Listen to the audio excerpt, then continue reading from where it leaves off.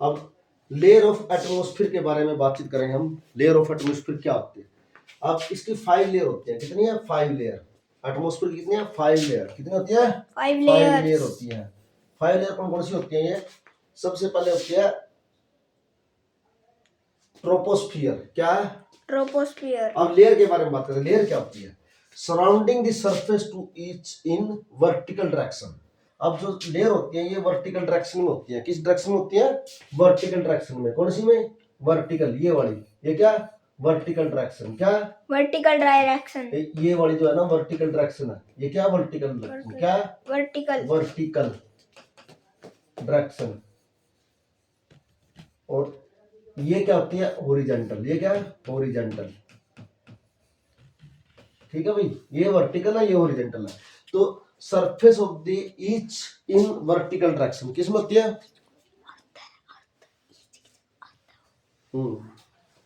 5 layer surrounding the surface to earth in vertical direction. किस earth में? कितने vertical direction होती है?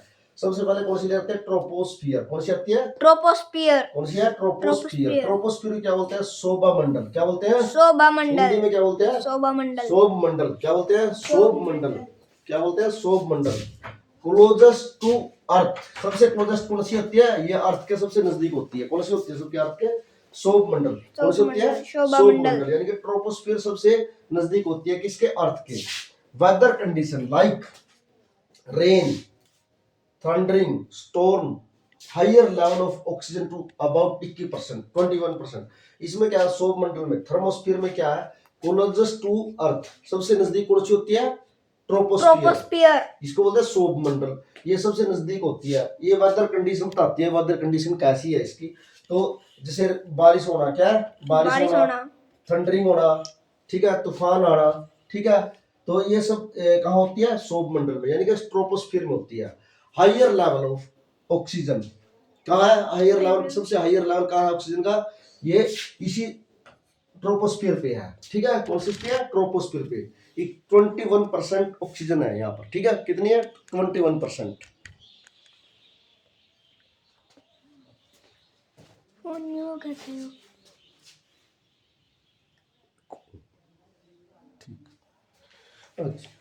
ये 21% लेवल, सबसे ज्यादा लेवल कहाँ? ऑक्सीजन का इसी पे है, ट्रोपोस्फियर पे है। जब ऑक्सीजन सबसे ज्यादा लेवल है ना, तभी यहाँ जीवन संभव है, ट्रोपोस्फियर पे। ठीक है ना।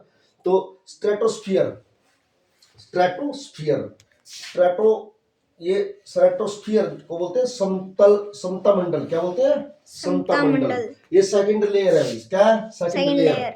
ऑल एयरक्राफ्ट एंड एरोप्लेन्स, जो एरोप्लेन होते हैं और एयरक्राफ्ट होते हैं, ये प्ले इन दिस लेयर, इसी लेयर के अंदर ही उड़ते हैं। किसमें? स्ट्रेटोस्फियर के अंदर, समता मंडल में। ठीक है ना। किसमें? समता मंडल में। इसको स्ट्रेटोस्फियर क्या बोलते हैं? स्ट्रेटोस्फियर और समता मंडल हिंदी में। ये सेकंड लेयर है। All aircraft and airplanes play in this layer, इसी fly in this layer, fly in this layer. Fly करते हैं किसमें? इसी लेयर में फ्लाई करते हैं। क्या है?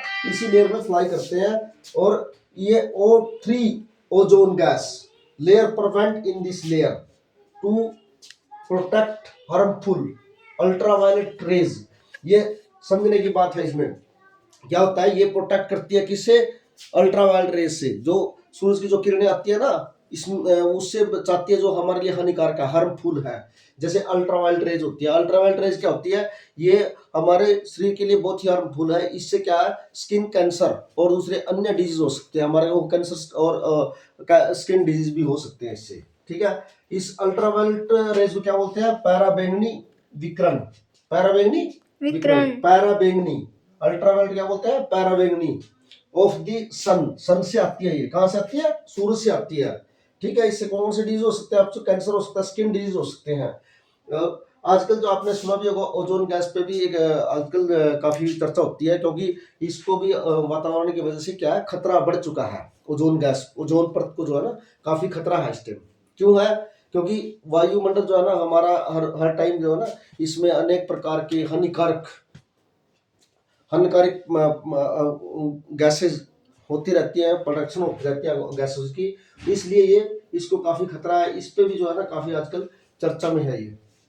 तो इससे हमें कौन कौन से डिजीज होने के खतरे हैं, कैंसर टाइप जैसे, ठीक है ना।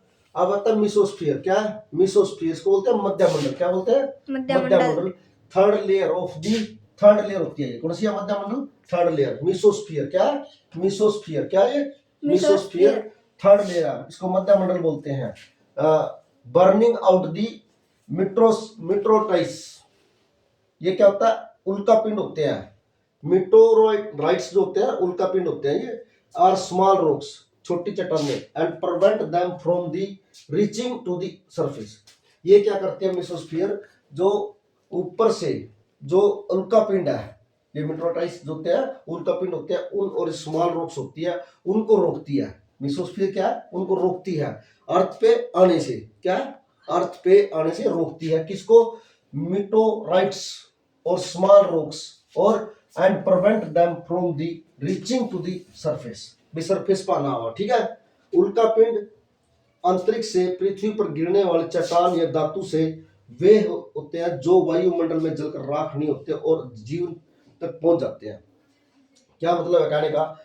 ये मिटोराइट्स वो होते हैं, उल्का पिंड होते हैं, इसको कौन सी लेयर रोकती है? मिसोस्फीयर रोकती है। कौन सी? मिसोस्फीयर, ठीक है, ये रोकती है इसको। अगर ये नहीं होती तो ये सारे नीचे आके जो है ना, ये हर चीज को खत्म कर देते, ठीक है।